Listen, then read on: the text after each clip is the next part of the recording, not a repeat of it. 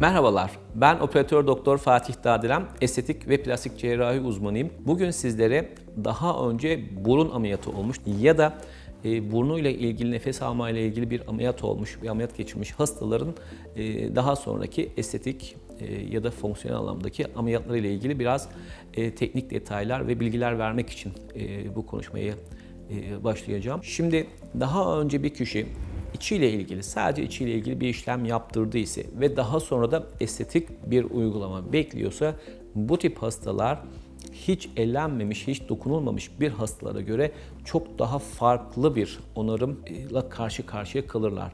Çünkü burun orta dikmesi dediğimiz kıkırdak septum, burnun kolonu gibidir ve biz estetik ameliyatlar esnasında zaman zaman bu kıkırdaklar alırız, bunları graft olarak kullanırız.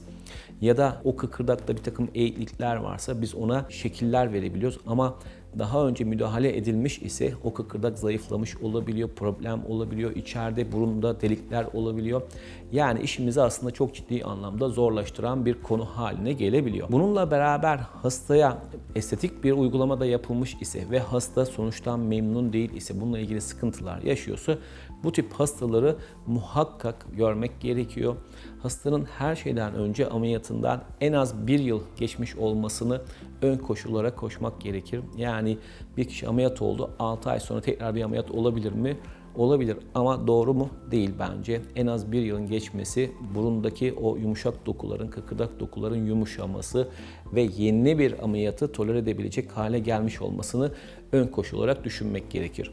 Bununla beraber bu tip hastalarda tomografi de çekseniz, röntgen filmleri de çekseniz bu hastanın aslında içeride yapılan işlemini tam olarak görme şansınız olmayabilir, olmaz da.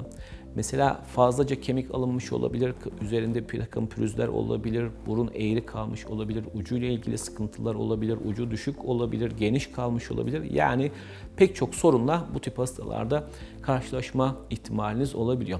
Tabii hastayı görüp, değerlendirip ve buna yönelik olarak da sayısız ameliyatlar gerçekleştirmiş iseniz bu tip hastaların ameliyatını kabul edebilir ve çok da başarılı bir şekilde yepyeni bir operasyonla o kişinin arzu ettiği şekle getirebilirsiniz. Ama bu tip ameliyatlar basit, böyle hafif kemeri olan, burnu ucu hafif düşük olan hastaların ameliyatlarına benzemiyor. Çok daha komplike işler. Hakikaten burun anatomisine çok hakim olmanız gerekiyor. Cerrahi tekniğinizin çok iyi olması gerekiyor. Yoksa yapalım derken çok daha kötü bir sonuçla karşılaşabilirsiniz ki her burun ameliyatı yeni bir travmadır, yeni bir doku harabiyetidir. Bu nedenle bu tip hastaların yaklaşımında hangi tekniği kullanacağınızdan tutun da eğer hastanın kıkırdağa ihtiyacı varsa işte kaburgasından ya da kıkırdak bankasından alacağınız kıkırdakları da önceden planlamanız gerekiyor. Yani daha önce yapılmış burun ameliyatları hakikaten iyi bir plan cerrahisi ve iyi bir cerrahi teknik gerektirir, tecrübe gerektirir. Bütün bunlara haiz iseniz bu tip hastaları kabul etmelisiniz. Diğer şekilde bu hastaları alıp ameliyattan sonra benzer sonuç ya da daha da kötü bir sonuçla karşılaşma ihtimaliyle hastanın karşılaşmasına sebep olursunuz. Bu da hakikaten sizi hastayla çok ciddi anlamda sorun yaşamanıza sebep olabilir. Böyle hastaları gördüğümde hani ikinci defa mı oldu, üçüncü defa mı oldu, daha önceki cerrahları hep farklı mıydı, aynı mıydı, neler yapıldı? Bütün bunları önce iyi bir sorgulamayla, hastayla konuşarak algılayabiliyorum. Daha sonra hastanın beklentilerini öğrenip akabinde de nasıl gerçekleştireceğimi, nasıl olacağını, nasıl olamayacağını, ne kadarlık bir başarı elde edebileceğimizi çok açık yürekli, şeffaf bir şekilde hastalarımla paylaşıyorum ve daha sonrasında ameliyatlarını gerçekleştiriyorum.